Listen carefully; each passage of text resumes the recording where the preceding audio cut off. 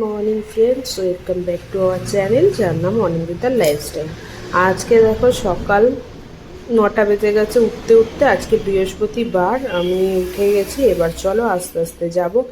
আগে গোপালকে একটু আদর করে নিয়ে, পুচকে দুটোকে একটু আদর করে নিয়ে যাব স্নান সারতে। তারপরে এসে সকালবেলার পুজো সারবো। তো চলো তাড়াতাড়ি ছেড়ে। এ হচ্ছে আজকে ব্রেকফাস্ট, ডিম সিদ্ধ, কলা, পাউরুটি। চলো খাওয়া সেরে নি। আমার অবস্থা দেখো, টিপ ফিপ ঘেঁটে কি অবস্থা। তো বাজে এখন 11টা 20। আজকে বললাম চান করে এসে তোমাদের সাথে কথা হয়েছে, তারপরে ঠাকুর দিতে গিয়ে আর কথা হয়নি। ঠাকুর দেওয়ার সময় আর কি বলবো, ওই জন্য আর কথা হয়নি। তারপর তো টিফিন খাওয়া হলো, দিয়ে রান্না টান্না মা আজকে কমপ্লিট করে ফেলেছিল। তো এবার চলো, এখন হচ্ছে 11:30, মানে বিদ্ঘুটে টাইম, ফল খাওয়ার টাইম। আজকে একটা কীর্তি করেছি আমি। লেবুর রস খেতে ভালো লাগে না আমার, কমলা লেবু সব টক টক লাগে, আমার দাঁত টকে যায়। যার জন্য আজকে কি করেছি দেখাই। এটাকে ছাঁকনিতে আমি রস করেছি, করে এটাকে খাবো। 2টো লেবু আছে এতে, আর এখানে বাদাম। কলা খাওয়া আগেই হয়ে গেছে।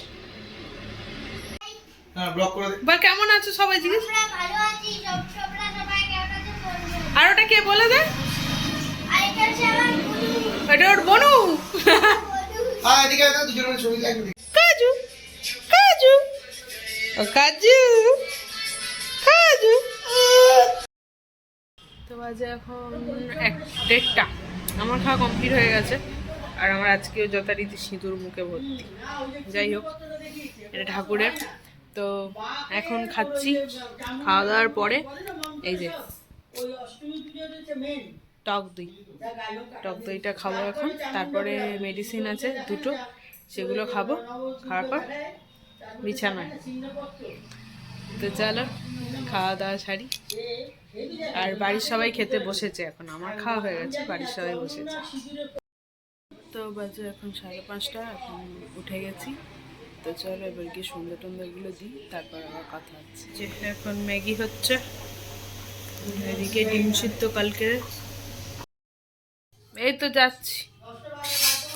চলো 10টা বাজে অলরেডি, খাওয়া দাওয়াটা সারি, তারপর আবার কথা হবে। এখন 11:10। আজকে ওষুধ ফষুধ খাওয়া কমপ্লিট হয়ে গেছে তাড়াতাড়ি করে। তো চলো একটু টিভি দেখি, তারপরে শুতে যাব। আজকে ব্লগটা এডিট করতে অনেক লেট হয়ে গেছিলো। ব্লগ এডিট করেছি অনেক দেরি করে, এই জাস্ট একটু আগে ছাড়লাম ব্লগ। চলো, তো চলে এসছি অলরেডি বিছানাতে। তো এবার শুতে যাব। রোজের একই ব্যাপার, ঘুম তো হয় না, তাও শুতে হবে। যেটা কাজ, কারণ একা একা জেগে তো আর থাকা যায় না। মুখে কী সব হচ্ছে, এগুলো সব ভর্তি মুখে। এগুলোও হয়েছিল, কিন্তু এগুলো এখন একটু কমেছে। কিন্তু আগে কোনোদিন আমার মুখে এসব বেরোতো না, এখন বেরোচ্ছে। জানি না কিসের এফেক্ট।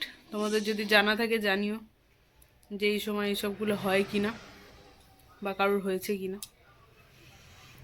তো চলো, ব্লগটা আজকে এইটুকুই রইলো। ভালো লাগলে লাইক কমেন্ট শেয়ার করে দিয়ে চ্যানেলটাকে সাবস্ক্রাইব করতে ভুলো না। দেখা হচ্ছে খুব শিগগিরই পরের একটা ব্লগে। ততক্ষণের জন্য